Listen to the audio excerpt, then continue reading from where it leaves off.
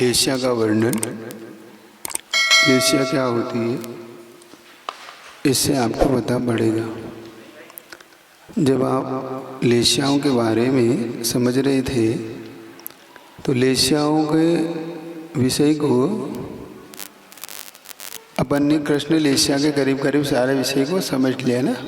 अब नील लेश्या है। नील लेश्या क्या है? कृष्ण लेश्या समझ में नहीं आई? अच्छा, आवाज़ नहीं आ रही भैया? आवाज़ देखो, आवाज़ को सेट कर दो। तो जब हम कृष्ण लेश्या के बारे में अपने समझ लिया, अब तो आ रही ठीक कर देंगे, कोई बात नहीं, हो जाएगा। तो कृष्ण लेश्या के बारे में हमने करीब करीब समझ लिया। जो कृष्ण लेश्या है वो किस प्रकार की है। नील लेश्या के बारे में थोड़ा सा हम समझने का विषय था कि हम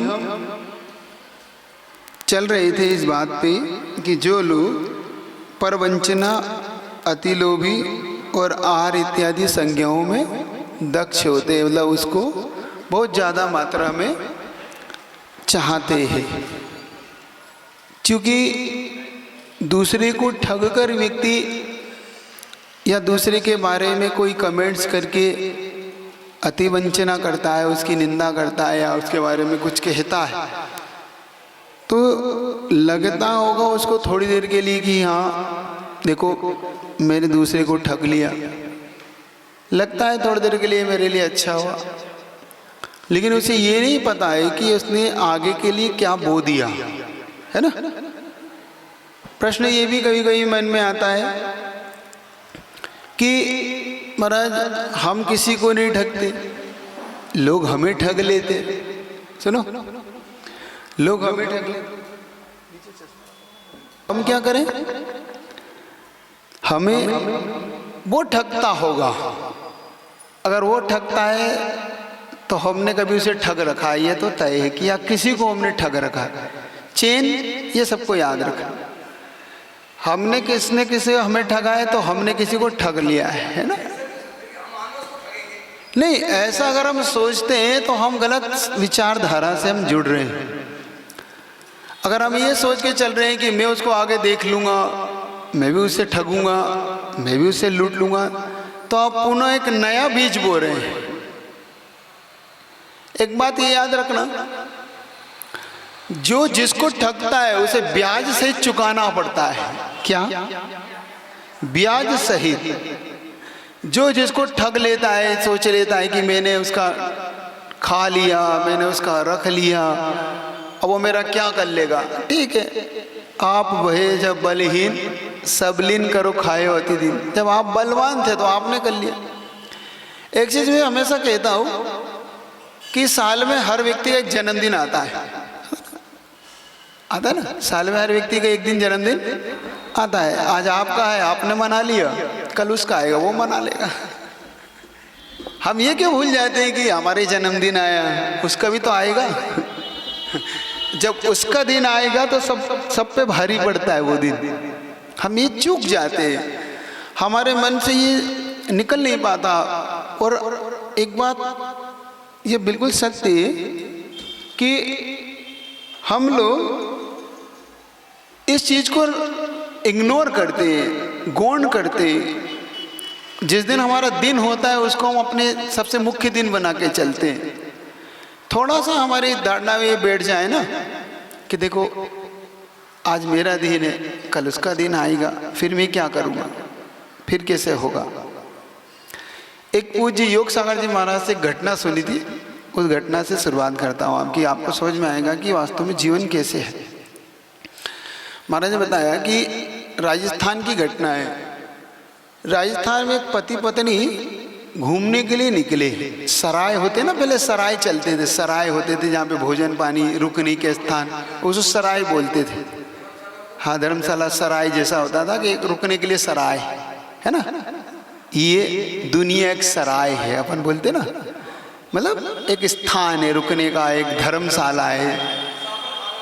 हाँ, तो वो वहाँ पे रुकते थे, लोग भोजन करते थे। तो वो घूमने निकला तो वो भी वहाँ पे रुका। और जब रुका तो वहाँ पे एक बाहर ओटले, एक बड़ा सा एक मंच जैसा होता है ना, 1 फीट 1.5 फीट का ऊंचे होते, ऐसे मंच जैसा बना था। तो वहाँ पे लोग भोजन करते थे, बैठ के, कुर्सी टेबल लगी, वहाँ पे लोग रुकते थे, उन पे बैठ के अपना चाय पी रहा है, कोई भोजन कर रहा है, कोई नाश्ता कर रहा है। संयोग से वो पति पत्नी जब उस टेबल पे बैठे थे, उनके साथ उनका 1.5 साल का बेटा भी उनके साथ था। तो वो दोनों पति पत्नी बैठ के उस टेबल पे बैठ के कुछ नाश्ता पानी कर नहीं रहे थे कि वो बेटे को नीचे उतार दिया, गिर ना जाए। अब बेटा घुटने के बल रिसकता उस मंच के कोने पर पहुंच गया। जब वो कोने पे पहुंच गया तो ये लोग अपने बातों में इतने खोए हुए थे कि ये पता ही नहीं कि बच्चा कब खिसक के उधर बढ़ गया। लेकिन आश्चर्य घटना जब होने लगी, जब वो बच्चा सांप से खेलने लगा। हाँ, क्योंकि मंच 1.5 फीट ऊंचा था, तो वो सांप नीचे था, वो बच्चा ऊपर था, और सांप ऐसा फन करके बार बार उस बच्चे के पास ऐसा करता, और बच्चा उसके ऊपर धूल फेंकता। और 1.5 साल का बच्चा क्या, वो तो ऐसा कर रहा है, उसको अच्छा लग रहा। अब लोगों की जब निगाह पड़ी उस, तो लोगों के अंदर एक हलचल सी मच गई कि ये क्या हो रहा है, कहीं ये सांप ने इस बच्चे को काट लिया तो बच्चे का होगा क्या। और जैसे ही माता पिता को संकेत किया लोगों ने कि आपका बच्चा मुसीबत में है, आप देखो पीछे क्या हो रहा है, जैसे उन्होंने देखा उनके भी होश उड़ गए। अब जा सकते नहीं, उसके निकट जाएंगे तो कहीं ऐसा ना हो कि सांप डर गया और डर में उसने काट लिया तो बहुत बड़ा अनर्थ हो जाएगा। और नहीं चाहते तो भी अनर्थ की संभावना पूरी है कि कहीं बच्चे ने कहीं उसको पकड़ लिया, उसकी गर्दन पकड़ लिया, कुछ पकड़ लिया तो भी काट लेगा। अब क्या करें, बड़ी मुसीबत सी। बच्चे को बुलाए तो आने को तैयार नहीं, क्योंकि बच्चे का तो मन लग रहा, और बच्चों को जब मन लग जाता है तो फिर किसी की नहीं सुनते। अब लोगों का एक हुजूम जैसा वहां हो गया इकट्ठा कि क्या हो रहा है, तमाशा होता है, तो सब देखने लग गए। संयोग की बात थी कि एक उस समय ऊंट पे, क्योंकि राजस्थान का हाथ था, तो ऊंट पे एक व्यक्ति आ रहा था, और जब वो वहाँ पे सराय में रुका तो उसने देखा भीड़ किस चीज़ के लिए लगी। तो देखा एक बच्चा मुसीबत में वो सांप से खेल रहा है, और ये 15-20 मिनट तक चलता रहा ही। और व्यक्ति के पास एक बंदूक थी, 2 नाली बंदूक। अब क्या किया जाए, सब लोग घबरा रहे, भाई बच्चे को किस तरह बचाना है, क्या करें। तो उसने कहा देखो, एक रिस्क में ले सकता हूं, मैं बंदूक का उपयोग कर सकता हूं, लेकिन बच्चे को लग जाए तो मेरी जवाबदारी नहीं, मेरा निशाना नहीं चुकेगा, लेकिन मैं जवाबदारी नहीं लूंगा, क्योंकि अभी तो बंदूक है। भाई गलती थोड़ी सी भी चूकी और बच्चे को लग गई तो अब क्या होगा, क्या करें। अब कुछ नहीं सूझा तो फिर अंत में निर्णय सबने लिया कि भैया आप तुम करो जो होगा सो। माता पिता ने भी कहा कि भैया अब तुम्हारी कोई गलती तो है नहीं, तुम तो बचा रहे हो। और उसने निशाना लगाया, और उसका निशाना सटीक लगा, और वो सांप को लगा, और सांप वहीं पे मर गया। और बच्चे को इन्होंने उठा लिया। चूंकि रात गहराने लगी, शाम होने लगी, तो सब लोग वहीं सो गए, उसी सराय में ही सब लोग सो गए। वो ऊँट वाला भी वहीं सो गया जिसने उस बंद को मारा था। संयोग की बात थी, रात के जब 11-1 बजे होंगे और ऊँट वाले को सांप ने काट लिया। देखो कैसी घटना घटती है जीवन में। आप ये सोच रहे हैं कि मेरा दिन है, आपका दिन कभी भी एक जैसा नहीं होता, है ना। हम लेना उसको हमने मार दिया, नियम से वो चेन घूमेगी। वो घूमेगी, हुआ उसके साथ। और जब उसको सांप ने काट लिया तो पूरे सराय में हड़कंप मच गया कि भैया सांप काट लिया, सांप काट लिया। सब लोग इकट्ठे हो गए, बच्चे के माता पिता और सब जितने भी लोग थे। तो एक वहाँ पे जैसे तंत्र विद्या मंत्र विद्याएं चलती हैं, वहाँ पे झाड़ा फूकी चलती है। तो किसी झाड़ा फूकी वाले को गांव से उठा के लाए, उन्होंने कहा कि भाई किसी तरह से इस व्यक्ति को बचाओ, इसको सांप ने काट लिया है। देखिए भाई बचाऊंगा कैसे, लेकिन इसके ऊपर किसी के ऊपर तो आएगा वो, तो वो करते हैं, ऊपरी लाते हैं तो कुछ करते हैं वो मंत्र का उपयोग, तो जिस किसी के ऊपर आते हैं वो सांप है ना, सवारी बोलते हैं इसको। तो उसने तंत्र विद्या का उपयोग किसी व्यक्ति पे किया तो उसको वो आने लगे, हाँ वो हिलने लगा, जो भी होने लगा। पूछा उससे कि भाई तुम कौन हो, तुमने इसको क्यों काटा इसको? उसने कहा मैं सांप नहीं था, लेकिन इसने मुझे क्यों मारा? भाई इसने मुझे गोली क्यों मारी? इसलिए मैंने इसको काटा। तो उसे कहा तुमने बच्चे के साथ रिस्क ले रहे थे, बच्चे को आप डर था इसलिए तुम्हें मारा। तो जानते हो बच्चे और मेरे बीच में क्या संबंध है? देखना जो दूसरे को ठगता है उसे कैसा निशाना। तुम जानते हो मेरे और बच्चे के बीच में क्या संबंध था? कहे नहीं, ये बच्चा मेरा पूर्वजन्म का मालिक है। देखो उसका संबंध क्या था उससे। और इसने मुझे कभी 500 स्वर्ण मोहरें उधार दी थी और मैं इसकी मोहरें खा गया था, तो मर के इस जन्म में सांप बना था। क्या मुझे कर्जा चुका नहीं, मैंने इसका कर्जा खा लिया। और जो किसी का कर्जा खा लेता है ध्यान रखना उसे क्या बनना पड़ता, चुकाना पड़ेगा तुम्हें। तुम सोच रहे हो हम दूसरे को ठग लेंगे, मत रहो इस भूल में। तुमने किसी को ठगा है तो नियम से तुम्हारा ठगने वाला कोई ना कोई है, तुम्हें चुकाना पड़ेगा, तुमने लिया है। उसने कहा कि मैंने 500 मोहरे से ली थी और आज मैं मर के सांप बना था, तो मैं सिर्फ इस बच्चे की इस मोहरे का कर्ज चुकाने के लिए साथ खेल रहा था। भाई अब कुछ भी हो लेकिन इसका जहर उतारो। तो उसने कहा जहर तब उतर सकता है जब मेरी 500 मोहरे तुम इस बच्चे के हाथ में रख दो, जो मेरा कर्जा चुका हो। भाई मैंने कर्जा लिया, तो सब ने मिलके, किसी ने 5 मोहरे, किसी ने 2 मोहरे, सब ने इकट्ठे किए, 500 मोहरे इकट्ठे की और बच्चे के हाथ में रखवा दी कि भाई ये कर्जा तुम्हारा फ्री हुआ। और उसका जहर कहते हैं कि सर्प ने उतार लिया, अपना जहर वापस खींच लिया और वापस मूर्छा से दूर हुई इसकी।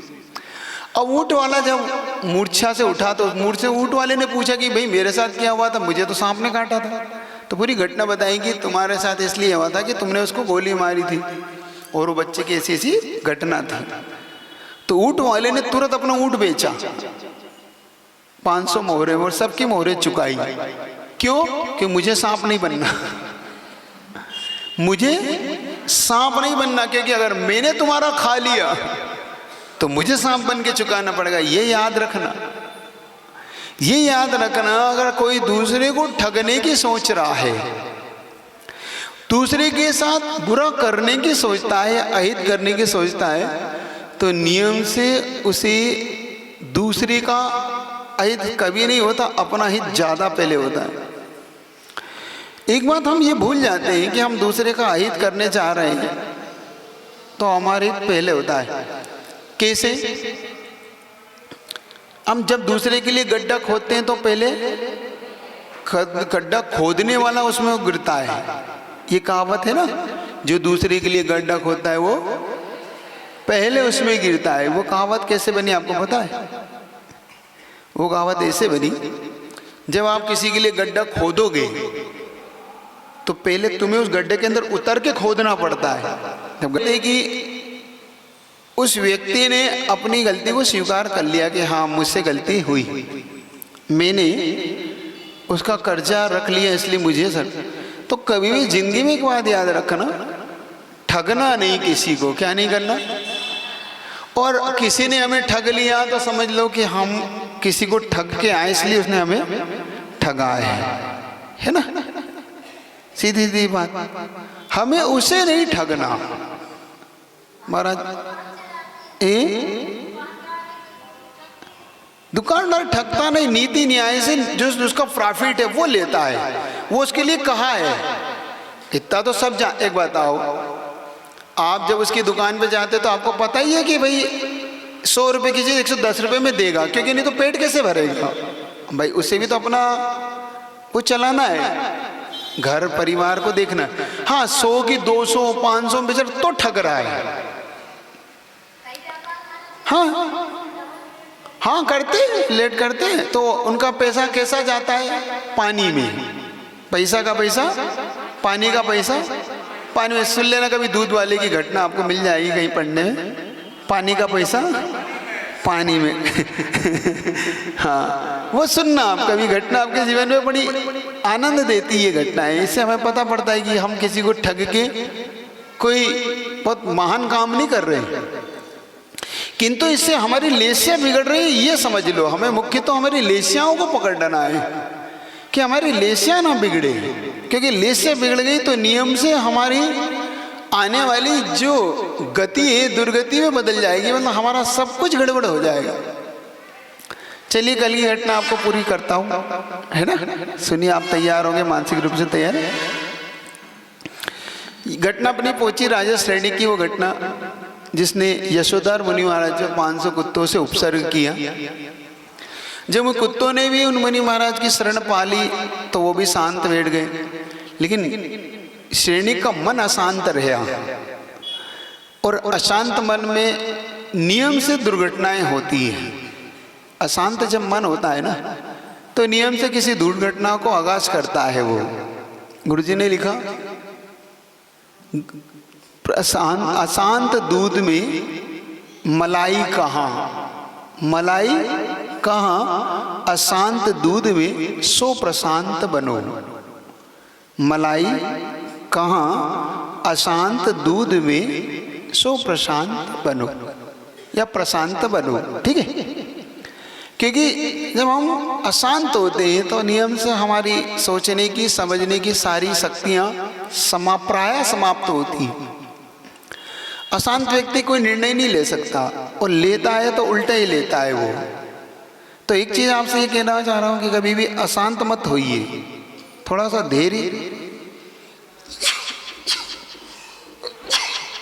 धैर्य से काम लें, थोड़ी सी उस समता का परिचय दे। महाराज कितनी समता, कब तक रखें, आखिर जो बांधा है तब तक तो रखना पड़ेगी, जब तक वो चला ना जाए तब तक तो समता रखी। जब अशांत श्रेणी का मन जब अशांत हुआ कि मुझे बदला लेना है, यही मुनि महाराज जिनके कारण मेरे गुरुओं का असम्मान हुआ, मेरे गुरुओं का अपमान हुआ, बस यही चीज श्रेणिक के अंदर उद्वेलित कर गई, और श्रेणिक को बदला लेने के लिए प्रेरणा देते हुए श्रेणिक ने उस सर्प को, मरे हुए सर्प को उनके ऊपर डाल दिया। वो मुनि महाराज उस उपसर्ग को मानकर वहीं अपने ध्यानस्थ हो गए। श्रेणिक अपने राज्य में आ गया, और संयोग की बात थी कि किसी कारण से वो चेलना के पास नहीं जा पाया। 2-3 दिन से चेलना से उसकी चर्चा नहीं हो पाई, क्योंकि पहले अलग अलग व्यवस्थाएं होती थी। घर एक नहीं होता था, जैसे आपके घर में वही पत्नी है वो पति है, सब ऐसा नहीं। राजाओं के अलग अलग होते, पत्नी का महल अलग है, बच्चों के महल अलग है, माता पिता का महल अलग है, पति का अपना महल अलग है, अलग अलग महल होते हैं उनके सब उपवन होंगे, वन होंगे, सब अलग प्रकार का पूरा वातावरण, क्योंकि उनको कोई लिमिट थोड़ी है। तुम्हारे यहाँ तो 100 फीट 10 बाय 100 गज का मकान वहाँ तो कई एकड़ों और कई किलोमीटरों में उनके फैले हुए हैं। क्या हो गया? किलोमीटर नहीं, पूरा राज्य उनका है। उनके लिए क्या किलोमीटर मायने रख रहा है क्या उनके लिए? जिनका 100-100, 200-200, 500 किलोमीटर में राज्य फैला हो, उनके लिए 10-50 किलोमीटर क्या मायने रखता है? तो उसकी चेलना से चर्चा नहीं हुई। 2 दिन बीते नहीं, तीसरे दिन श्रेणिक चेलना के पास पहुंचा, और चेलना को देख के उसको उनके गुरु की याद आ गई कि हाँ, और मुस्कुरा दिया बहुत जम के। वो हंसा, जब हंसा तो चेलना ने कारण पूछा कि क्या बात है, आप क्यों मुस्कुरा रहे हैं? क्योंकि मैं इस बात पर मुस्कुरा रहा हूँ कि जो मेरा तुमसे वादा था कि मैं तुम्हारे गुरु से बदला लूंगा, वो मैंने आज पूरा कर दिया। चेलना एकदम घबरा उठी कि तुमने कर क्या दिया, सिर कैसा क्या कार्य कर दिया? तो उन्होंने कहा, जो तुम्हारा एक गुरु था मुझे वन में मिला था आज से 2 दिन पहले, उसके ऊपर मैंने एक बड़ा सांप डाल के फ्री हुआ, मैंने भी अपना बदला चुका लिया। चेलना ऊपर से नीचे तक हिल गई, मतलब उसे ऐसा लगा कि वज्रपात हुआ उसकी, मतलब इतना ज़्यादा उसे अंदर से पीड़ा हुई, इतनी ज़्यादा पीड़ा जब वो उसकी आंखों से झरझर आंसू बहने लगे, रोने लगी, तो सैनिक कहता है क्यों दुखी हो रही हो? कुछ नहीं, वो कब के भाग गया होगा, तुम्हारा गुरु तो कब गई, ऐसे बहुत ढोंगी देखे हमने। चेला कहा कि तुम मेरे गुरु को नहीं जानते, तुम मेरे गुरु के बारे में गलत धारणा बना ली तुमने। अगर वो मेरे और सच्चे गुरु होंगे तो वो इस ध्यान को छोड़ नहीं सकते, वहां से हिल नहीं सकते। एक बात याद रखना, तुम कुछ भी कर लो चेलना, मैं जानता हूं तुम्हारे गुरु कोई भी हो, क्या सांप को डाक के वैसे ही भाग गया होगा, वैसे इस पर क्या कर, मत रो। तो इन्होंने कहा बस तुम तो वहां ले चलो जहां मेरे गुरु थे, मुझे कुछ नहीं सुनना तुम्हारी, बस अभी पता पड़ जाएगा कि गुरु है कि कैसे है। ठीक है, तुम्हारी इच्छा। और सैनिक ने अपना रथ उस दिशा में मोड़ दिया, जिस दिशा में उस दिशा में जिस दिशा में यशोधर मुनि महाराज को उपसर्ग करके आया था, उसी दिशा में उसने अपने कहा कि भाई रथ है कि उधर रथ बढ़ाओ। जब रथ वो बढ़ चला तो यशोधर मुनि महाराज के गले में सर्प डाला हुआ था और हजारों लाखों चींटियां उनके ऊपर से नीचे तक शरीर पर काट रही थी, उनके शरीर को छिल्ली छिल्ली बना रही थी सांप के कारण, क्योंकि सांप पे चढ़ रही थी तो उनको भी काट रही थी। देखो संयोग। और जब चेलना ने इस दृश्य को देखा, उस सैनिक ने भी इस दृश्य को देखा, तो सैनिक को आंखों पर विश्वास नहीं हो रहा था कि मैं जिस गुरु के बारे में सोच रहा था कि ये गुरु चले गए होंगे, लेकिन इनके गुरु तो वहां से हिले भी नहीं, एक इंच नहीं हिले। तो चेलना ने देखो विवेक का उपयोग कैसे करते हैं। आज इस घटना से थोड़ा विवेक सीखना कि विवेक क्या होता है, आखिर कभी कोई ऐसी घटनाएं घटती है तो हमें क्या करना चाहिए। चेलना ने फिर भी विवेक नहीं खोया, और तुम होते तो बहुत विवेक खो देते, बहुत कुछ खो देते। तुम तो सीधी चींटियां ही मार देते, सब कर देते, क्योंकि तुम्हें तो गुरु की पड़ी थी। लेकिन चेलना को अपने गुरु की भी और गुरु के व्रतों की भी, दोनों को उसे सुरक्षित रखना। तो उसने चींटियों को ऐसे नहीं उतारा, उसने पहले वहां पर कुछ शक्कर के दाने डाले, और जब शक्कर के दाने डाले, कुछ ऐसा डाला, तो चींटियां धीरे धीरे नीचे की ओर आने लगी। तो बड़ी सावधानी से सैनिक ने उस सर्प को गले से निकाल के अलग किया। धीरे धीरे सैनिक ने एक एक करके पूरी सब चींटियों को व्यवस्थित किया, लेकिन उनके जब तक पूरा शरीर सूज रहा था, बिल्कुल काटा हुआ। आपने कभी एक चींटी काट ली तो कैसा हो जाता है, बहुत ज्यादा होता है ना। कभी कभी तो वो चींटी निकलती नहीं, वो दोनों अपने पूरे उसमें ऐसे लगा लेती है कि ऐसे कई चींटियों ने छल्ली छल्ली कर दी। लेकिन गजब तो तब हुआ जब मुनि महाराज का उपसर्ग दूर हुआ। पूर्ण रूप से मुनि महाराज को लगा कि अब मेरा उपसर्ग दूर हुआ, तब मुनि महाराज ने अपने धीरे से अपने नेत्रों को खोला, उपसर्ग दूर मान के। और जैसे ही उन्होंने नेत्रों को खोला तो रानी चेलना के अंदर गजब की स्फूर्ति आई, और दोनों हाथों को अपने सिर पर ऐसे रख के सबसे पहले यशोधर मुनि महाराज को उन्होंने प्रणाम किया, नमोस्तु की। सैनिक की यहाँ से कसाई बदली, देखो यहाँ से लेस्या का परिवर्तन देखना। कल आपसे कहा था ना कि मनुष्य और तिरंजों में लेस्या का परिवर्तन होता है, कहाँ नहीं होता? लेस्या का परिवर्तन कहाँ नहीं होता? देव और नारकियों में लेस्या का परिवर्तन नहीं होता। परिवर्तन होता है मनुष्य और तिरंचों में, ऊपर नीचे होती रहती। जो लेस्या अभी तक इतनी गहरी हो चुकी थी, कृष्ण लेस्या, जिसके कारण 33 सागर की आयु का बंद किया, वही 33 सागर की आयु का बांधने वाला जीव के परिणाम किस प्रकार से बदलते हैं, इस चीज को समझना। इस घटना से हम पाप से नफरत करें, पापियों से नहीं। गुरुजी ने कब एक चीज कही थी प्रवचन में अपने, हम पाप से नफरत करें और हम क्या करने लग जाते हैं? हम पाप से नहीं करते, हम पापियों से चिढ़ने लग जाते हैं। ये बात सच है कि उन पापियों के कारण ही पाप होते हैं, लेकिन ये भी सच है कि कौन कब बदल जाएगा, किस जीव के अंदर उसका मन कब पलटी खा जाएगा, आपको पता नहीं पड़ेगा, और हम उसे पापी ही मानते रहेंगे। हम कभी कभी बहुत बड़ी चूक करते हैं, हम बहुत बड़ी भूल करते हैं। हम किसी एक कार्य को लेके जिंदगी भर उसकी एक धारणा बना लेते हैं। क्या किसी व्यक्ति से कोई एक कार्य हो जाए, गलती से हो जाए, जानबूझ के हो जाए, चला के हो जाए, लेकिन जिन धारणा हमारी क्या बनी रहती है, उसकी जिंदगी भर एक धारणा बनी रहती है कि ये ऐसा ही है, ऐसा ही है, ऐसा ही है। लेकिन आने वाला जो प्रसंग है श्रेणिक का, इस प्रसंग से आप सीखना कि कभी भी किसी के बारे में धारणा मत बनाना, क्योंकि धारणा अपने आप बदलती है। इस चीज़ से कुछ चीज़ अपन नोटेट करेंगे जो हमारी ज़िंदगी में होना चाहिए और जो हमारी ज़िंदगी में नहीं है। वो क्या है, प्रसंग को करता हूँ, आपको समझ में आएगा वो क्या है।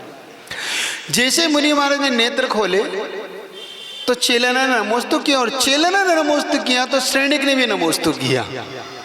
श्रेणिक का मन अब बदल गया। कल तक जो श्रेणिक दिगंबर साधुओं का घोर विरोधी नहीं, घोर विरोधी, और इतना विरोधी कि उनके प्राण लेने के लिए तैयार, इतना विरोधी कि उनका अपमान करने में कोई कमी नहीं रखना चाहता, आज उसका मन कैसा बदला। जो घोर विरोधी था आज वो मुनि महाराज के चरणों में डला हुआ है। और जैसे मुनि महाराज जो चेलना को देखा और श्रेणिक को देखा, आप देखो, अब दिगंबर साधु का अंतरंग देखना, सीखना इस चीज से कि कितना निर्मल होता है उनका अंतरंग, कितना निर्मल। तुम्हारे ऊपर कोई एक पेन भी चुबो दे, तुम एक थोड़ा सा शरारत भी कर दे, तो तुम जिंदगी भर माफ नहीं करोगे उसे। क्या जिंदगी भर उसे माफ नहीं करोगे। तुम्हारे साथ उनके ऊपर तो सांप डाल दिया, तुम्हारे पास तो नकली सांप डाल दे तो तुम उसे माफ नहीं करोगे कि तुमने मुझे उस दिन परेशान करा था। सुनने के लिए एक दिगंबर साधु का हृदय कितना निर्मल, कितना पवित्र होता है। उनके चरणों में कैसे हर व्यक्ति क्यों उनकी शरण पा जाता है, क्यों उनके पास आने से सांप और नेवले भी एक साथ बैठे थे, सिंह और हिरण एक क्यों बैठ जाते हैं। आज समझना, आपको इससे समझ में आएगी क्यों बैठ जाते हैं। जब जैसे श्रेणिक ने नमोस्तु किया, चेलना ने किया, वैसे यशोधर मुनि महाराज का आशीर्वाद जिस प्रकार से चेलना को मिला, उतना ही राजा श्रेणिक को भी आशीर्वाद यशोधर मुनि महाराज का मिला। और जैसे उसे मिला तो श्रेणिक अंदर से हिल गया कि जो मैंने इतनी बड़ी दुष्टता की, मैंने जिनके साथ इतना बड़ा दुष्परिणाम किया, जिस पे इतना बड़ा घोर उपचार किया, क्या वो व्यक्ति मुझे आशीर्वाद दे सकता है? क्या उसके मन में मेरे प्रति कोई द्वेष नहीं है?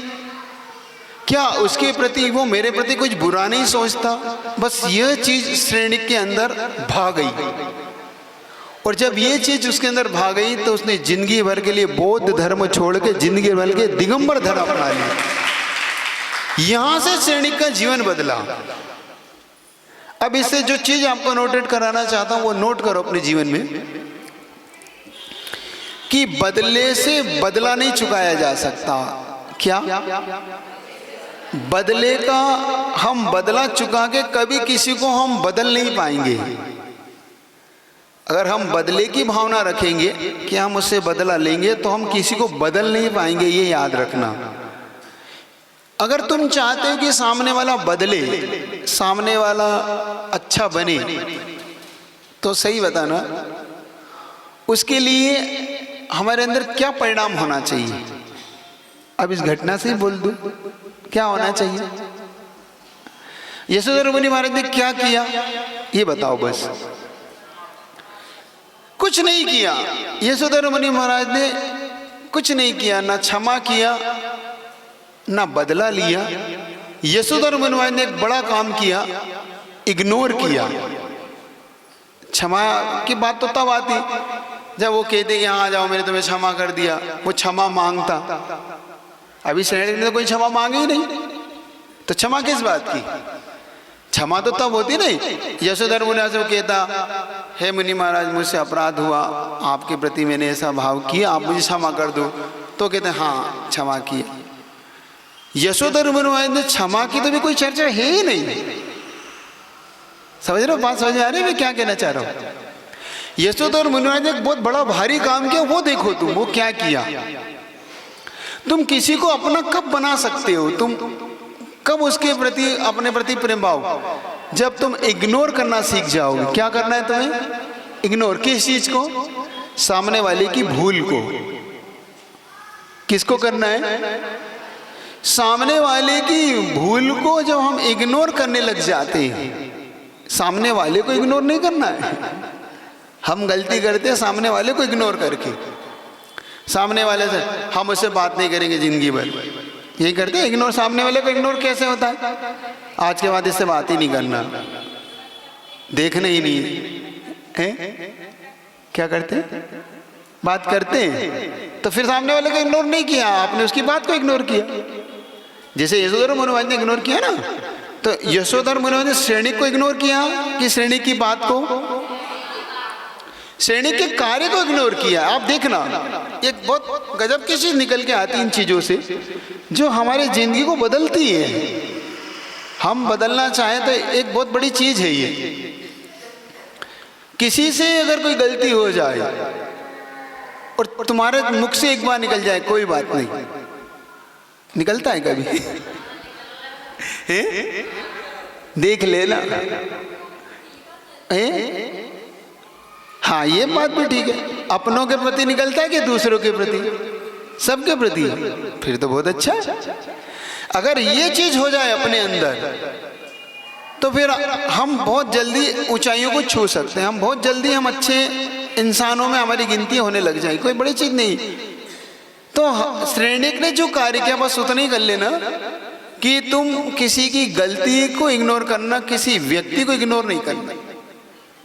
और जब तुम किसी व्यक्ति की इग्नोर नहीं करके उसकी गलती को इग्नोर कर दोगे तो व्यक्ति तुम्हारा अपना हो जाएगा, वो तुम्हारा अपना हो जाएगा। वो देर नहीं उसको लगती, वो समझने लग जाता है, क्योंकि वो जान रहा है कि मैंने इसके प्रति गलती की, फिर भी इसने देखो मुझे इग्नोर नहीं किया, इसने फिर भी मुझे अपना माना। बस उसी दिन से वो तुम्हारा अपना होने लग जाता है। श्रेणिक का जीवन में देखो यहीं से उसकी लेस्या कैसे परिवर्तन हुई। जो कृष्ण लेस्या को लेके था, जिसने 33 सागर की गहरी आयु बांधी नरक की। 33 सागर की आयु क्या होती है? जब उसने मुनि महाराज को नमोस्तु किया और कहते जो घोर मिथ्या दृष्टि था वहीं उसे सम्यक दर्शन की प्राप्ति वहीं हुई, श्रेणी को वहीं पर। कितनी गजब की चीज है। इसको कहते हैं जिस सीढ़ी से तुम चढ़े थे उसी सीढ़ी से उतर जाओ। लोग पूछते हैं ना महाराज कर्म बांध लिया है, कटेगा कैसे? ये चाबी सीख लेना, ये चाबी दे रहा हूं तुमको। ये कर्म जब हम बांध लेते हैं तो कटेगा कैसे महाराज? तो मैं एक सीधा सा प्रश्न आपसे पूछता हूं, ताला लग गया है, खुलेगा कैसे? ताले जब लगते समय ऐसा किया था, चाबी को ऐसे घुमा दूं ताला खुल जाएगा। कितना इजी है ताला खोलना, कोई बड़ी चीज है? ताले को आपने ऐसा किया और चाबी को ऐसा कसा, उसका कान मरोड़ दिया, है ना? उसका कान मरोड़ दिया, उसका कान मरोड़ा तो ताला लग गया। आपस में नहीं थोड़ा सा है ना, शांति से बैठो तुम आपस में, थोड़ा दूर दूर बैठा करो। कल से ना एक के बीच में दो महिलाएं एक बहन, 2 महिलाएं एक बहन, तब थोड़ा सा संतुलन बनेगा मुझे लगता है? मन इधर लगाओ, मन वहां ना लगाओ। जिंदगी भर इसी मन के कारण तो हम कल्याण नहीं कर पाए। थोड़ा मन जब हमारा देवसा गुरु में लगेगा ना तब हमारा कल्याण होगा। और अभी तक हमारा मन इन्हीं के बीच में तो उलझा रहा ना। तो थोड़ा मन कहाँ लगाना है? एक तो मन से सुनो, कान से मत सुनो। तुम कान से सुनते हो, मन से नहीं सुनते। दूसरी बात, मन को इधर उधर लगाए रहते हो। तो कितनी गहरी बात समझ में आई आपको? अब किसी व्यक्ति को इग्नोर तो नहीं करोगे, पक्का? हाँ, पुरुषार्थ करना, क्योंकि एकदम नहीं आएगा, ये धीरे धीरे आएगा। जब आपके जीवन में कोई घटना घट जाए, जैसे किसी ने आपका मान लो बच्चा है, कप तोड़ दिया, गिलास तोड़ दिया, तो थोड़ा सा इग्नोर करना उसकी गलती को, ठीक है। और जब आवश्यकता तो वो प्रयोग भी करना जो आप करते हैं। हाँ, नहीं, इग्नोर तो नहीं है, वहाँ भी व्यक्ति को इग्नोर नहीं किया है, उसकी बात को इग्नोर किया। जैसे कि अपने 4 प्रकार होते हैं हमारे यहाँ, सत्वेषु मैत्री में सभी जीव से मित्रता, गुणशु प्रथम गुणीजन के प्रति प्रमोद भाव, और जो दुखी जीव उनके प्रति अनुकंपा दया का भाव, और जो अपने से विपरीत है उनके प्रति माध्यस्थ भाव। माध्यस्थ भाव का मतलब हमने या तो गलत निकाल लिया, हम माध्यस्थ भाव को नहीं समझ पाए। माध्यस्थ भाव का मतलब होता है ना हमारा तुमसे राग है ना हमारा तुमसे द्वेष है, हम तुमसे माध्यस्थ हैं, क्योंकि तुम हमसे विरोध ही हो। विरोध मतलब हम कह रहे हैं सच्चे देव सदगुरु को मानो, तुम कह रहे हैं हम कुदेव सदगुरु को मानेंगे, है ना। हम कह रहे हैं भाई सच्चे गुरु की भक्ति करो, तुम कह रहे हो नहीं हम तो इन्हीं गुरु की भक्ति करेंगे जो मिथ्या गुरु है। तो हमसे ठीक विपरीत है, इनका धर्म विपरीत है, आचरण विपरीत है, हमसे विचारधाराएं जिनकी विपरीत है, तो उनके प्रति थोड़ा सा माध्यस्थ भाव की भैया कोई बात नहीं, आपके प्रति हम राग द्वेष नहीं रखते, आप आएंगे तो मिलेंगे भी, बात भी करेंगे, लेकिन राग द्वेष नहीं करेंगे आपसे हम, मतलब आपके प्रति जो हमारा झुकाव रहता अब नहीं है। एक आचार्य जी ने हाइको लिखा है, बहुत अच्छा हाइको है, कब सबसे पहले सुनाया था गुरुजी ने वो हाइको, कि व्यक्ति कभी कभी जीवन में समर्थन नहीं मिलता है तो उसको विरोध समझ लेता है। गुरुजी ने लिखा, असमर्थन विरोध सा लगता विरोध नहीं। क्या? असमर्थन विरोध सा लगता विरोध नहीं। मान लो हमारा किसी ने समर्थन मांगा, भाई साहब आपका समर्थन चाहिए,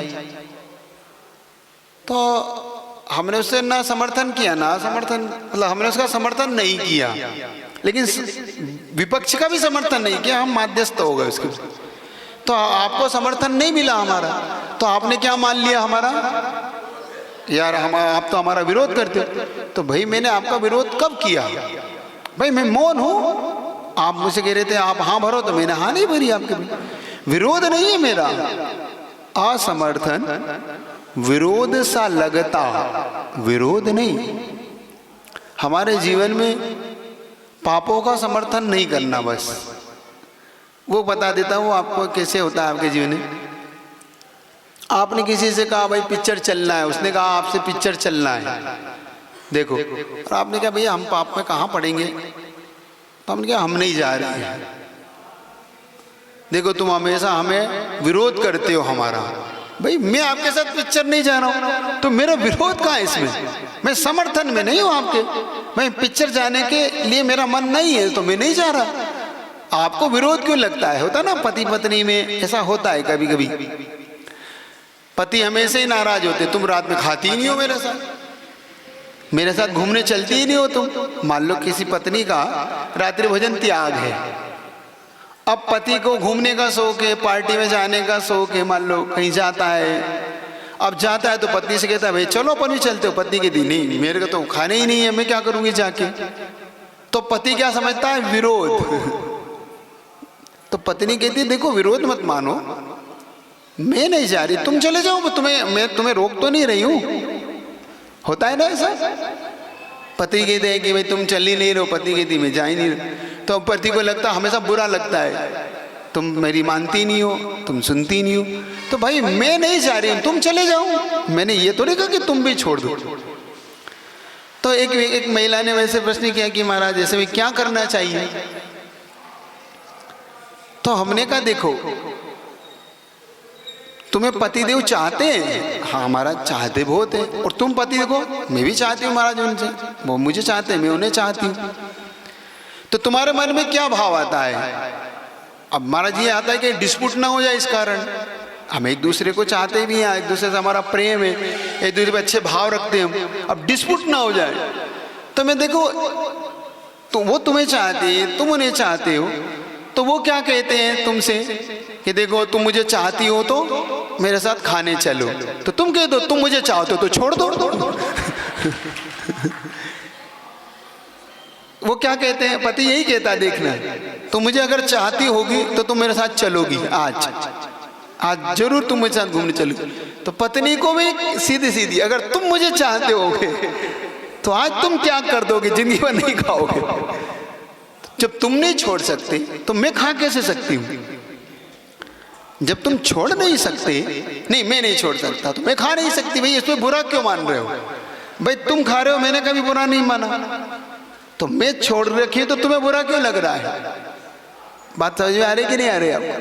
बस ऐसे एक दूसरे को, इसको बोलते हैं माध्यस्थ भाव, असमर्थन। भाई मैंने तुम्हारे साथ राग द्वेष नहीं किया, ये कहलाता है माध्यस्थ भाव। विरोध नहीं, उसमें मेरा विरोध नहीं मानो आप। आ गया अच्छा से हाई को समझ में आ गया कि नहीं आया? असमर्थन विरोध सा लगता, विरोध नहीं। भाई मैं इस कार्य का समर्थन नहीं कर रहा हूं, आप करें ना करें ये आपकी इच्छा है, लेकिन मेरा इसमें समर्थन नहीं है, तो आप इसको विरोध मत माने। बस विरोध तो तब होता है जब मैं झंडा उठा लूं कि तुम्हें करने नहीं दूंगा। विरोध किसे कहते हैं? कि मैं समर्थन भी नहीं और अब तुम करके दिखाओ, मैं बताता हूं तुम कैसे करोगे, बस इसका नाम है विरोध। भाई मैंने आपको रोका नहीं है, लेकिन मैं समर्थन नहीं कर सकता, ये मेरी अपनी हाथ आ गई ना आपको पकड़े। चलिए, तो जब श्रेणिक का जीवन यहां से देखो कैसे बदला। श्रेणिक का जीवन यहां से सच्चे गुरु के प्रति इतना भरने लगा, जब यशोधर मुनि महाराज ने इतना सा यशोधर मुनि महाराज ने थोड़ी सी उसकी गलती को माफ कर दिया, इग्नोर कर दिया, उसकी गलती पे ज्यादा ध्यान नहीं दिया, और एक आशीर्वाद का एक वरदहस्त उसके ऊपर उठा दिया। वैसे ही श्रेणी का मुनि महाराज का परम भक्त हो चुका और कहता है अब मुझे क्षमा कर दो, मैं अब समझ पाया कि सच्चा गुरु कौन है। अभी तक मैं जिन्हें सच्चा गुरु मानता था, वास्तव में मेरी आंखें आज खुली कि वो सच्चे गुरु नहीं है, वो तो एक बनावटी है। लेकिन जो मुझे आज गुरु मिला मेरे जीवन में, आज मुझे लगा कि वास्तव में इनसे बड़ा कोई गुरु नहीं, और उसने उनकी शरण पा ली।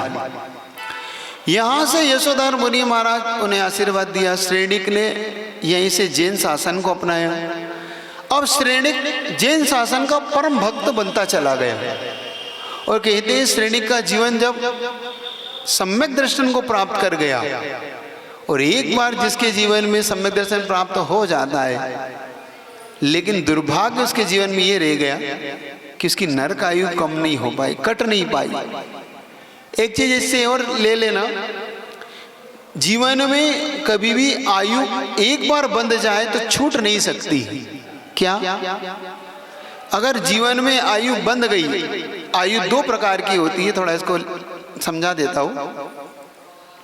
एक होती है भुज्यमान आयु, एक होती है बद्धमान आयु। ये शब्द इसलिए बोल रहा हूं कि आपको मैं इसको सरल करके बताऊंगा, लेकिन पहले आप उसका सिद्धांत में शब्द क्या है पहले ये सीख लो, है ना, फिर उसको मैं सरल कर रहा हूं। एक है भुज्यमान आयु, भुज्यमान जिसको हम भोग रहे हैं। बद्धमान आयु जो आगामी काल के लिए आयु बांध रहे हैं। अब हो गई सरल।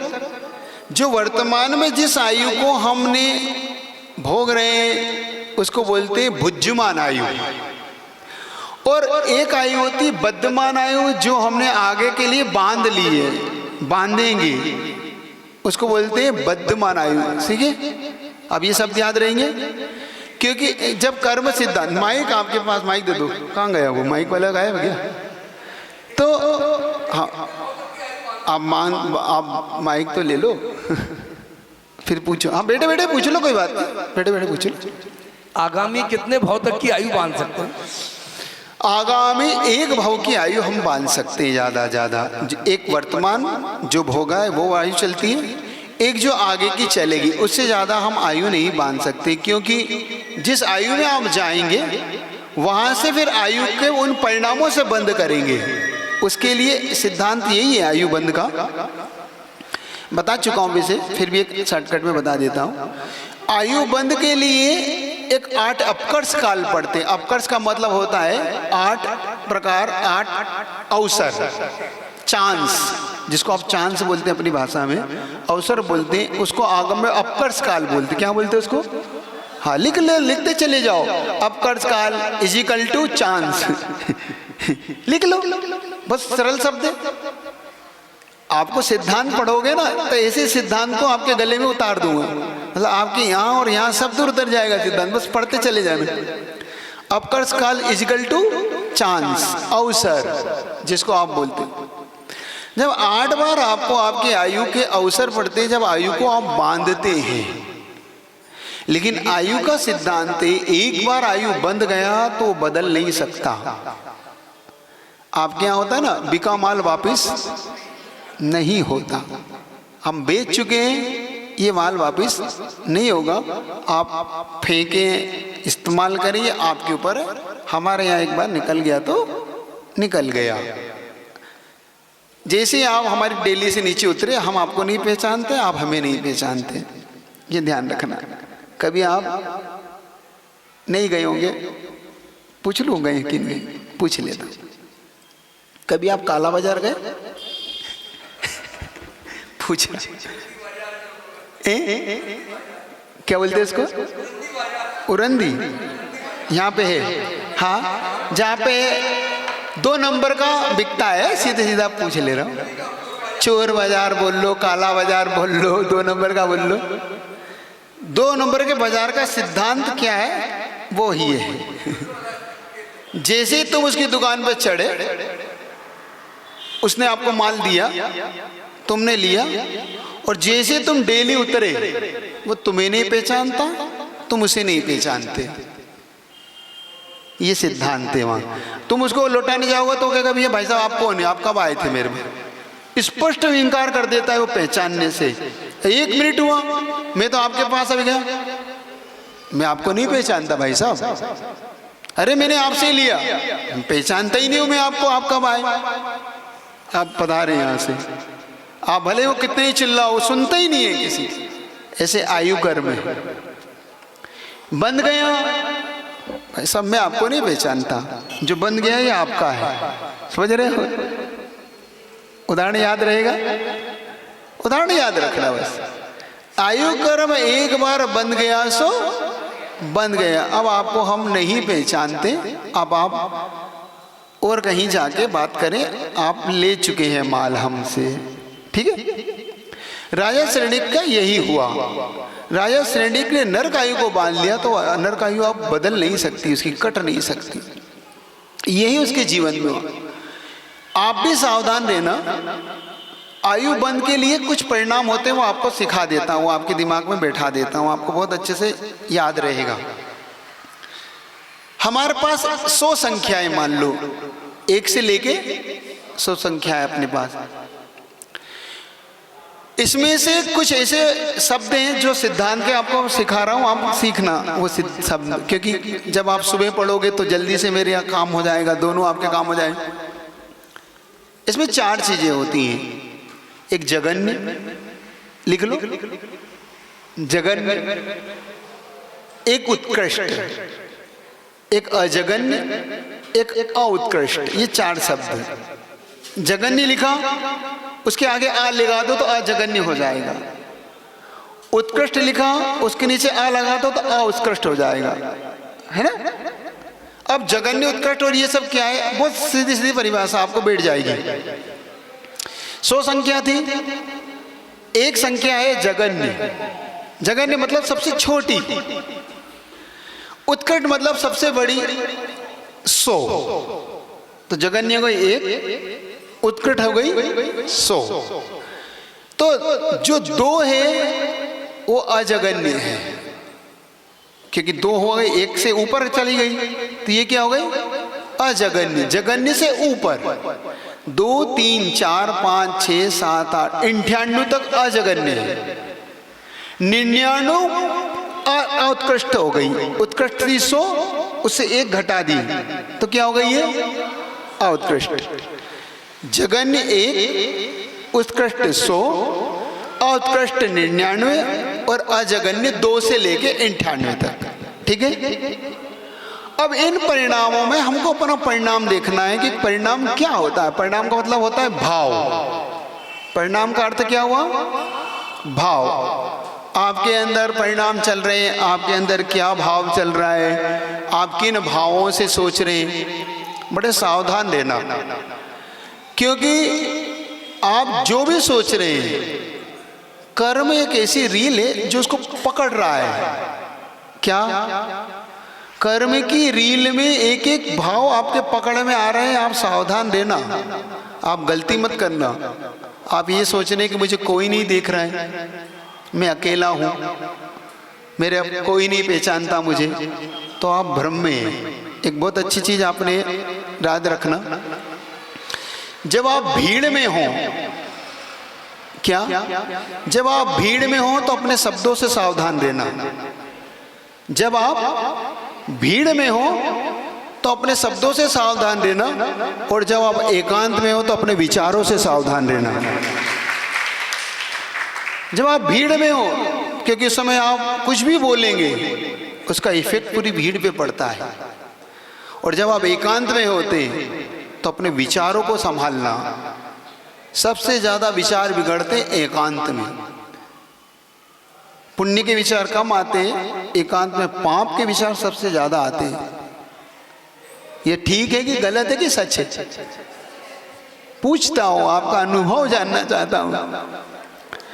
देखिएगा, आप भीड़ में बेईमानी नहीं करते, आप एकांत में बेईमानी करते। मान लो आप 10-50 लोग बैठे हैं और 50 का नोट गिर जाए तो तुम नहीं उठाओगे, और अकेले में हो तो नियत खराब होती कि नहीं? देखो, जो है सो महावीर की जय। जो है सो है, बोलो, स्वीकार करो।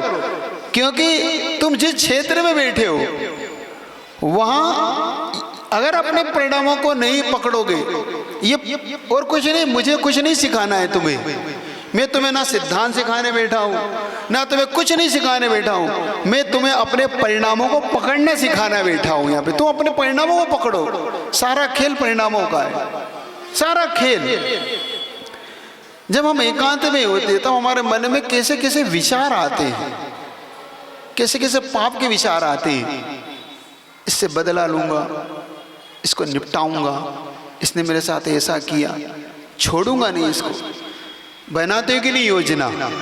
बनाते हो? आती है मन में? भीड़ में हो तो नहीं आती, अपन बात करते रहे। जिसके पास बैठते हैं उसी की खाई खोदते हैं। क्या एकांत में, भीड़ में नहीं। ये सच है और फैक्ट है। अगर तुम्हारे पास तुम्हारा कोई बेटा तो ये मत समझ लो वो मित्री है तुम्हारा।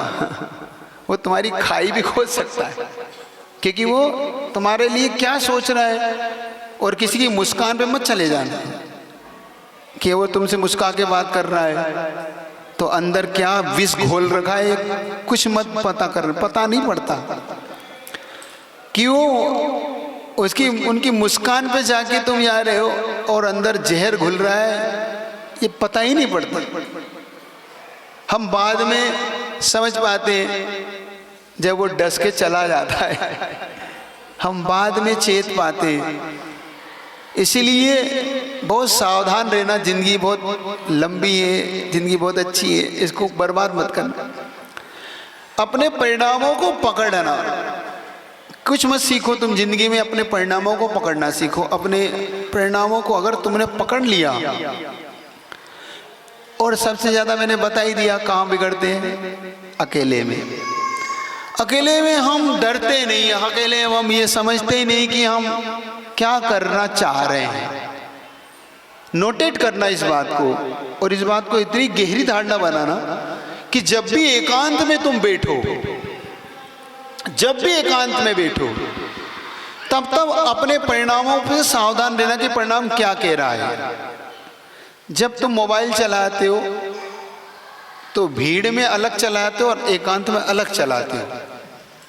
देख लेना, भीड़ में जब तुम पड़ोसी तुम्हारा बेटा और तुम्हारा मोबाइल ऐसा झांक रहा हो ऐसे करके, तो तुम कुछ नहीं खोलते, लॉक। वो लॉक खोलते नहीं जो खोलना है तुम। वो तो तुम बस धर्म धर्म का निकाल लोगे। हम तो महाराज के प्रवचन सुन रहे हैं, क्योंकि पड़ोसी देख रहा है ना। पड़ोसी तुम्हारा मोबाइल में यूं झांक रहा है, क्या है, क्या भर रहे, क्या देख रहे, प्रवचन देखो है व्हाट्सएप। और देखो मैं तो जयने लिख रहा हूँ, मैं तो महाराज की अभी प्रवचन सुन गया हूँ, तो समरी लिख रहा था महाराज, क्या क्या पॉइंट बताए महाराज। होता है। और जब तुम एकांत में होते हो तो सही बताओ कौन सी वेबसाइट खुलती है? झूठ बोले, जो है सो है। अगर इसको स्वीकार कर लिया तो तुम आज से वो सब जो तुम भीड़ में खोलते थे, मेरा दावा है तुम एकांत में वही वेबसाइट खोलोगे जो तुम भीड़ में खोल रहे थे।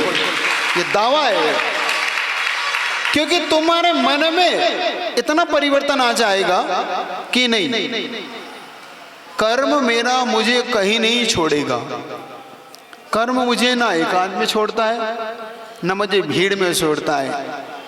कर्म क्या वस्तु है, कर्म का एक बहुत बड़ा सिद्धांत क्या है वो समझ लो आज। कर्म का एक सबसे बड़ा सिद्धांत है, कर्म अरबों लोगों में तुम्हें ढूंढ लेता है। अरबों लोगों में, संसार के अनंत व्यक्तियों में तुम्हें तुम्हारा कर्म ढूंढ लेगा।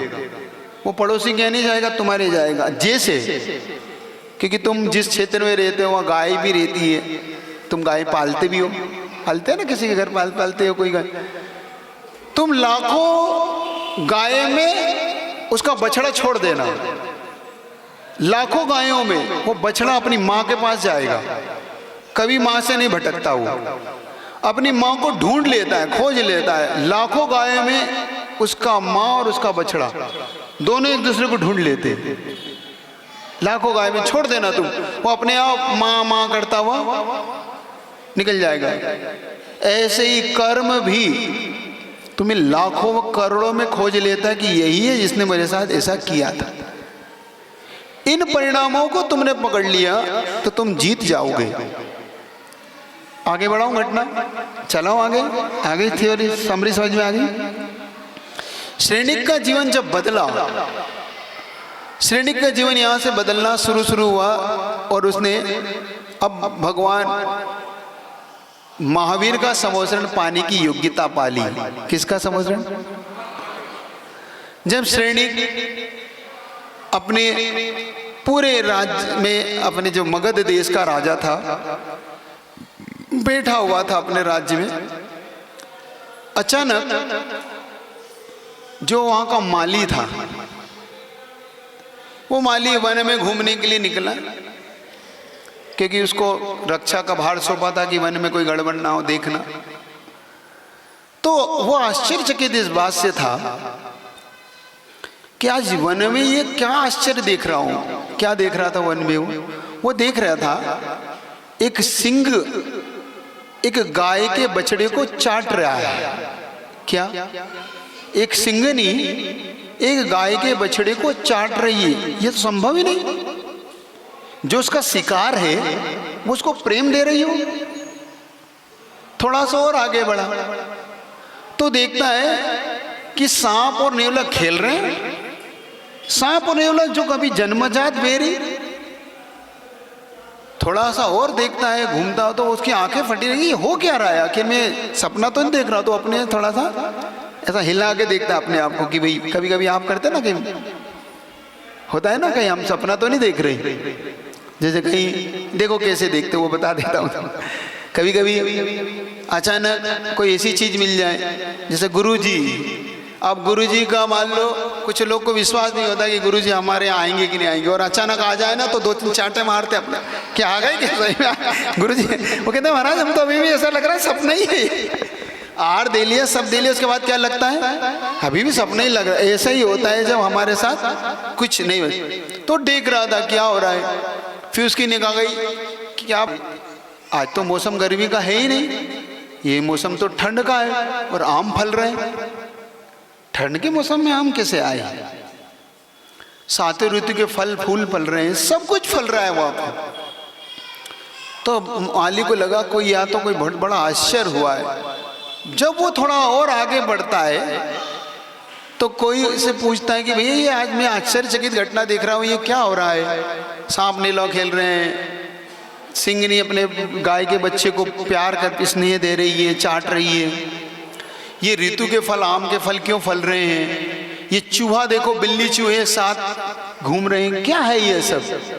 तो बताता है तुम्हें नहीं पता, यहाँ से कुछ दूरी पर विपलाचल पर्वत है, उस पर्वत पर भगवान महावीर का समोसरण आया है, इसका ये परिणाम। भगवान महावीर का समोसरण जहाँ लगा हो और जहाँ तीर्थंकर बैठ जाते हैं, जिस जगह पर तीर्थंकर बैठ जाते हैं उस जगह से कितने योजन तक? 12 योजन तक सुभिक्ष छा जाता है। समझ में आ रहा है? ये ध्यान रखना, थोड़ी थोड़ी चीजें आपको बता देता हूँ, प्रथमान योग से आपको समझा रही। समोसरण भी सिखा रहा हूँ आपको, कर्मबंधु भी सिखा रहा हूँ, सारी चीज सीख लो। 12 योजन, एक योजन होता है 4 कोस का, मतलब 12 किलोमीटर का। तो 12 में अगर 12 का गुणा किया तो कितने हैं? 144, 144, 144 किलोमीटर तक सुभिक्ष छा जाता है जहां पर भगवान का समोसरण लग जाए। और एक दिशा में नहीं, चारों दिशाओं में, चारों तरफ 12-12 योजन तक भगवान के चारों दिशाओं में बेर छूट जाते हैं। वहां पे सातों ऋतु के फल फूल फलने लगते हैं।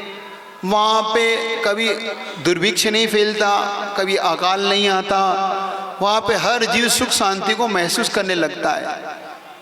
जब ये बात माली को पता पड़ी तो वन का माली सातों ऋतु के फल फूल लेके सीधा राजा श्रेणिक के पास पहुंचा। और संयोग की बात थी, श्रेणिक उस समय अपने राज दरबार में बैठा हुआ था, चर्चाएं चल रही थी। चर्चा चलते चलते श्रेणिक के पास खबर आई कि आपके दर्शन करने के लिए राज्य का माली आया हुआ है। तो कहा बुलाओ, क्या बात है अचानक इस समय? तो अपने हाथ में सातों ऋतु के फल लेके, एक बहुत अच्छी चीज इससे सिखाऊंगा तुम्हें, वो सीखना मैं क्या सिखाना चाह रहा हूँ। सातों ऋतु के फल लेके वो पहुंचा और उसने श्रेणिक के सामने रखे और प्रणाम निवेदित किया। श्रेणिक कहता है माली ये क्या है? सातों ऋतु के फल अचानक कैसे?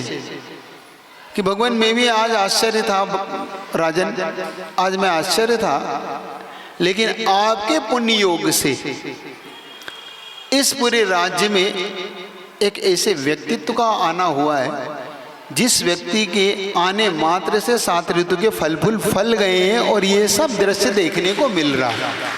तो ऐसा कौन आया है हमारे यहाँ पे? तो इसी काल के अंतिम तीर्थंकर भगवान महावीर का समोसरण विपलाचल पर्वत पर आके लगा हुआ है और आपके लिए मैं ये लाया हूं सूचना। और जैसे उसने ये सूचना को सुना वैसे ही उसने, राजा श्रेणिक के मन इतना गदगद, उसने अपने आभूषणों को उतार के दे दिया। और राजा श्रेणिक ने क्या किया देखना, जिस दिशा में भगवान महावीर का समोसरण था, सिंहासन से उतरा, 7 कदम चला और साष्टांग उस दिशा में नमोस्तु किया। क्या किया उसने? जिस दिशा में भगवान महावीर का समोसरण था, मतलब पूर्व में था, तो पूर्व में 7 कदम चल के नमोस्तु निवेदित किया। मैं ये पूछना चाहता हूँ, क्या आप कभी करते हैं ऐसा?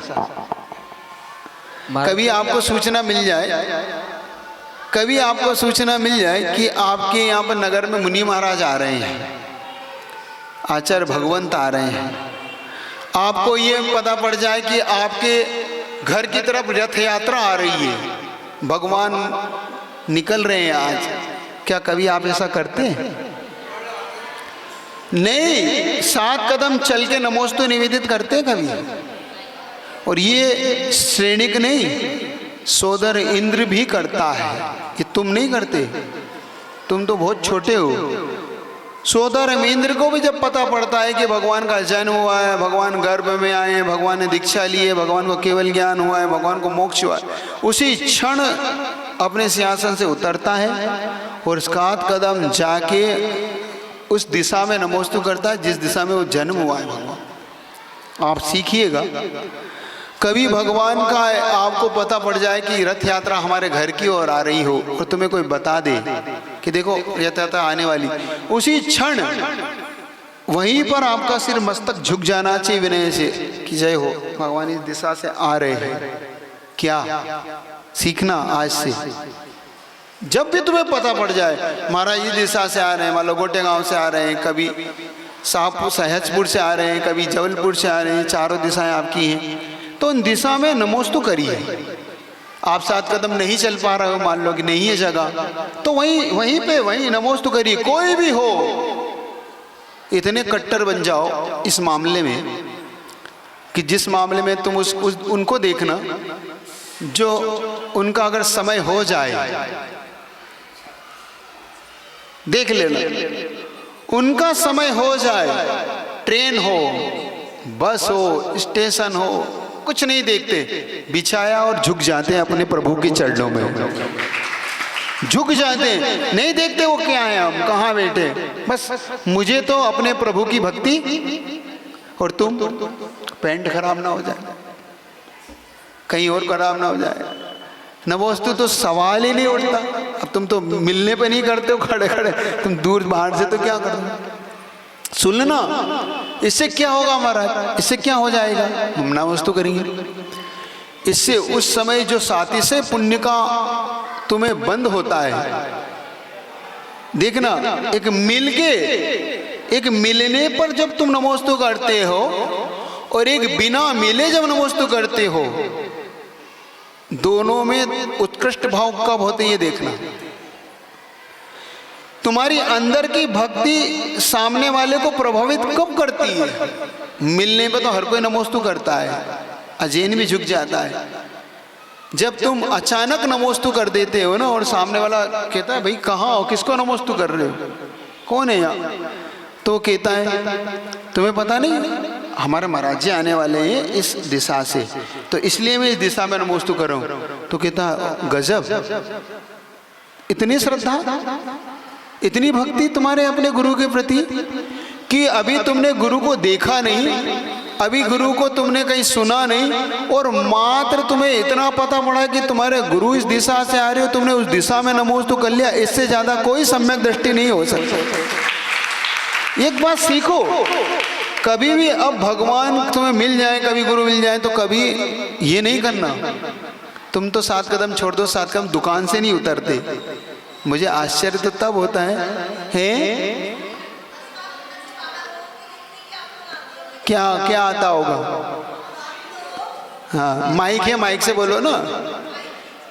हाँ बहुत बार अंदर से बाहर आके देखते हैं कि आपके शौच से लौटने का टाइम होगा, लेकिन आप जैसे मतलब नमोस्तु नहीं करते, लेकिन यहाँ पे नहीं, ये नहीं कह रहा हूँ, ये तो हो गया मैं यहाँ पे मौजूद हूँ, मैं ये नहीं कह रहा हूँ। मान लो कहीं से बिहार करके आपके नगर में आने वाले हैं, मान लो रथ यात्रा आपकी परिक्रमा लगाती ना नगर में, तो रथ यात्रा अगर हमारी जा रही है, मान लो कहीं से हमें खबर मिल जाए कि देखो आज आचार्य भगवान का समोसरण वहाँ लगा हुआ है, तो उस दिशा में तो नमोस्तु कर लो। जी महाराज जी, उस दिशा में तो प्रणाम कर लो।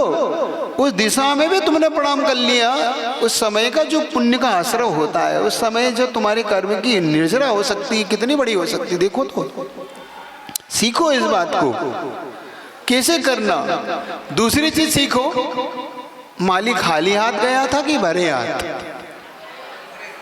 चले आते हो, डोलते डोलते से, ना हाथ में द्रव्य है, ना हाथ, ना सिर में विनय है, ना हाथ में द्रव्य है।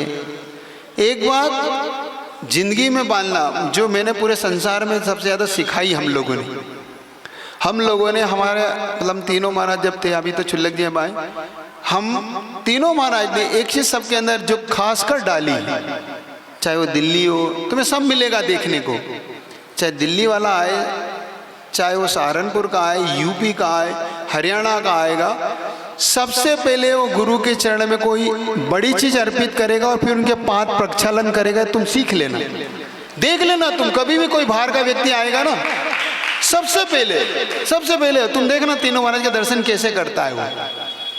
क्यों सिखाई वो हमने? वो इसलिए नहीं सिखाई कि हमारे लिए श्रीफल चढ़ा देगा, हमें अच्छा लगता है, नहीं, वो सिखाई इसलिए हमने क्योंकि जब जब तुम देवसाज गुरु के पास खाली हाथ जाओगे तब तब तुम खाली हाथ लौटोगे, कुछ नहीं पा पाओगे। मैं इसको ऐसा मानता हूं, देखो क्या मानता हूं मेरे जीवन में इसको, ये सगुन होता है एक सगुन। सगुन क्या होता है समझ रहे हो? सगुन क्या कहलाता है? देखो सगुन होता है लौकिक और पारलौकिक, दो प्रकार के सगुन होते हैं। पारलौकिक सगुन होते हैं जैसे मुनि महाराज दिख जाएं, भगवान दिख जाए, शिखर दिख जाए, अचानक कोई ऐसी शुभ खबर मिल जाए, आचार्य श्री आ रहे हैं, गुरुदेव दिख रहे हैं या अपने के लिए, तो ये सब पारलौकिक पंच परमेष्ठी पारलौकिक सगुन कहलाता है। तुम किसी काम के लिए जा रहे हो और अचानक तुम्हें वो दिख जाए तो मानना कि आज काम करीब करीब आपके पक्ष में ही जाएगा, मंगल ही होगा। इसको मांगलिक बोलते हैं। सगुन बोलो, मांगलिक बोलो, ये मांगलिक कहलाता है। और ये हम नहीं मानते, ये वैष्णव दर्शन भी मानता है इस बात को, हम नहीं मानते। इसको कौन मानता है? वैष्णव दर्शन में घटना आती है कि जब महाभारत का युद्ध प्रारंभ ही होना था और अर्जुन और कृष्ण में इस बात की उठापटक थी कि देखो हमारी सारी सेना दुर्योधन के पक्ष में है और हम पांडव लोग 5 हैं, जरासी सेना लेके बैठे हैं और कृष्ण निहत्ते हैं, तो वैसे युद्ध नहीं लड़ेंगे, सारथी बनेंगे। और कौरवों के पास इतनी सारी सेना है तो विजय कैसे होगी, क्या होगा, इस बात का उथल पुथल मच रही थी। कृष्ण ने कहा कि चिंता ना करो, युद्ध क्षेत्र में चलते हैं, जो होगा सो देखा जाएगा। ओम पीछे वाले शांति से घटना को सुनो, तुम फिर चूक जाओगे, घटना आपके हाथ से निकल जाएगी। तो जब कृष्ण ने अर्जुन से कहा कि कोई बात नहीं, अपन चलते हैं, जो होगा देखा। संयोग से अर्जुन रथ में बैठे, कृष्ण ने रथ को चालू किया, रथ से शुरू किया, रथ को आगे बढ़ाया। कुछ कदम चले ही थे, वहां पे एक शब्द आया, पाणी पात्र पुटाहार। पाणी पात्र मतलब जो अपने अंजलि में हार लेते हैं। उस वैष्णव दर्शन के अंदर लिखा कि जैसे ही वो कृष्ण आगे बढ़े रथ को लेके, तो कृष्ण ने देखा कि 2 दिगंबर मुनि महाराज चले आ रहे हैं उधर से, और इधर से जिस प्रयोजन के लिए रथ पे बैठे थे, क्या होगा युद्ध का। तो कृष्ण घोषणा करते हैं, अर्जुन निश्चिंत रहो, जीत हमारी होगी, क्योंकि आज सामने से 2 दिगंबर मुनि महाराज दिख रहे हैं। 2 दिगंबर मुनि महाराज चले आ रहे हैं, इससे बड़ा कोई मंगल हो नहीं सकता, इससे बड़ा कोई मांगलिक हो नहीं सकता। निश्चिंत मानना, हमारी जीत निश्चिंत है, हमारी जीत को अब संसार में कोई नहीं रोक पाएगा। और आपको पता है युद्ध का क्या हुआ, अंत में युद्ध पांडवों के पक्ष में गई, क्योंकि उनका पहला ही फर्स्ट इंप्रेशन इज, पहला ही उनके जीवन में जो मंगल हुआ, उस मंगल को फिर अब ये पूछना चाहता हूँ, जैसे हम तुम्हारे लिए मांगलिक हैं, पंचपृष्ठ तुम्हारे मांगलिक हैं, वैसे तुम हमारे लिए मांगलिक हो क्या? जैसे हम तुम्हारे लिए मांगलिक हैं, वैसे तुम हमारे लिए मांगल हो, मांगलिक हो। और तुम मांगलिक कब होते हो हमारे लिए? देखो अब लौकिक मंगल बताता हूँ। जैसे भरा हुआ कलश दिख जाए, कहीं से बिहार करते हैं हम लोग, तो अगर हमें कहीं जाना हो और हमें भला कलश दिख जाए तो हम समझते कि भाई यहाँ पे अब आगे जिस दिशा में जा रहे हैं वो अपना काम, भाई समाज को अपना लाभ मिलेगा, मंगल होगा। घोड़ा दिख जाए मांगलिक कहलाता है। कन्या दिख जाए, कन्या होती है ना कुंवारी कन्या, वो बच्चे के लिए माँ दिख जाए, वो भी मांगलिक होती है। ये कुछ ऐसे चिन्ह हैं जिनको देख के लगता है कि मांगल है। गाय दूध पीती हुई दिख जाए, ये बहुत बड़ा मांगलिक सगुन है। ये अपने आप हाथी दिख जाए आता हुआ, हाँ पीछे से जाता हुआ आता हुआ, तो ये मांगलिक चिन्ह कहलाते हैं। और सबसे बड़ा मंगल कब होता है? जब कोई जैन श्रावक हाथ में द्रव्य लिया हुआ दिख जाए, तो इससे बड़ा मांगलिक कुछ नहीं हो। उसके हाथ में द्रव्य हो और वो लेके कहीं जा रहा हो, मंदिर जा रहा हो सुबह सुबह। इसलिए तुम लोग को खाली हाथ आने को मना इसलिए करता हो, जब तुम सुबह सुबह आ जाते हो और जब तुम खाली हाथ होते हो तो मेरे को लगता है कितना बड़ा अपशगुन है ये। क्या है ये? अब शगुन है, आज आर मिलेगा कि नहीं?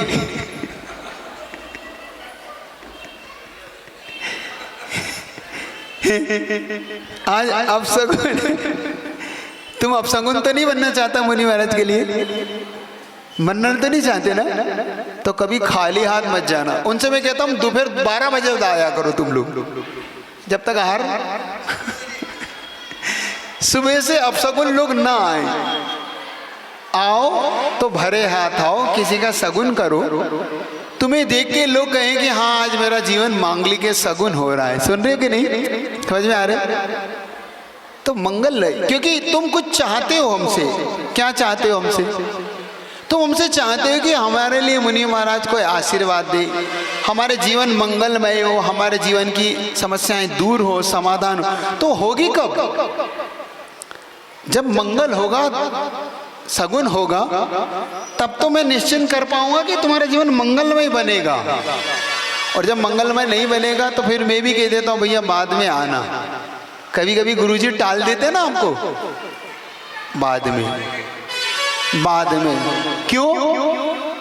कि कहीं उन्होंने समझ लिया कि अभी इसका मंगल नहीं हो सकता, इसका अभी शायद काम नहीं हो सकता।